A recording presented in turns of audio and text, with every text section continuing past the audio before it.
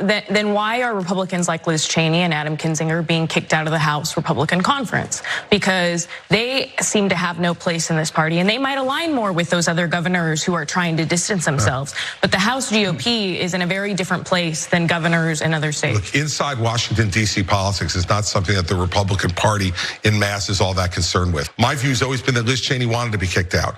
Because remember, the first time that she made the statement she made, she was reelected to her leadership position.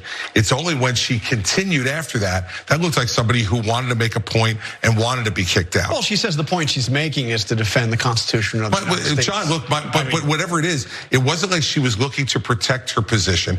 And the first time that Republicans inside that caucus had a chance to vote on Liz Cheney, they voted to keep her. So Chris Christie there defending, I guess, the move by Republicans to oust Liz Cheney from her leadership position within the party because of her stances against what was going on January 6th, as we all know at this point. But I think it's pretty revealing as he's saying all this about what he thinks Republicans should do, or maybe politicians in general should do when it comes to their party versus reality. So some of the details of what happened with Liz Cheney back in 21, in case you don't remember. So House Republicans voted quickly on Wednesday to remove her, this is back then, as their number 3 leader over her repeated criticism of Trump.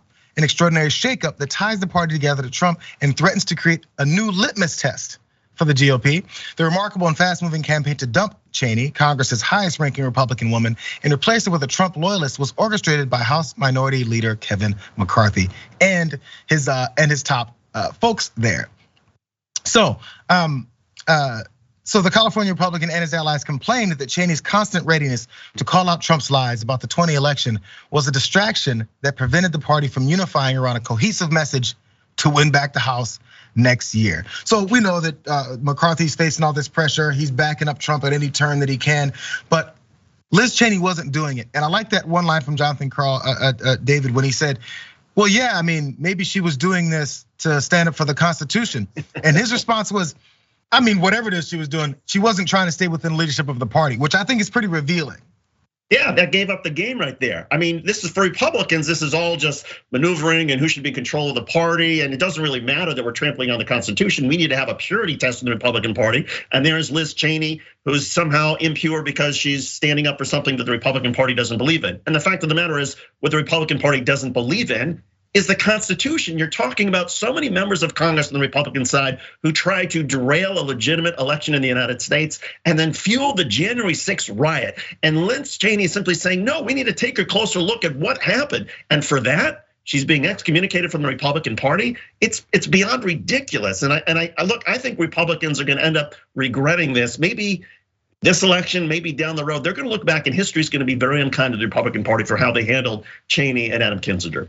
Yeah, I mean, we'll see what their next steps are. For Kinzinger is leaving, and then Liz Cheney's, who knows what the next steps she could take and how she's maybe propelling this, which is going to be pretty annoying when a bunch of Democrats start, giving her all these props because of what the Republican Party did to her. Now, also, Christie did point out there. He goes, well, yeah, I mean, she was doing that. Well, she campaigned on this, did well, and once she was back in office, she continued.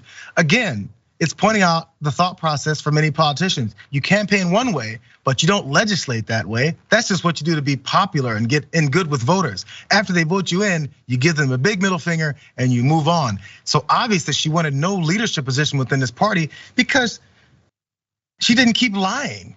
That's his problem with it. And I hope enough voters can pay attention to that and understand that's how party politics really works. That's why Mitch McConnell couldn't answer the question last week with the Axios reporter, Jonathan Swan, because he's like, well, I'm a Republican. Who cares about the United States of America? That was basically the answer, because he wants to keep his position.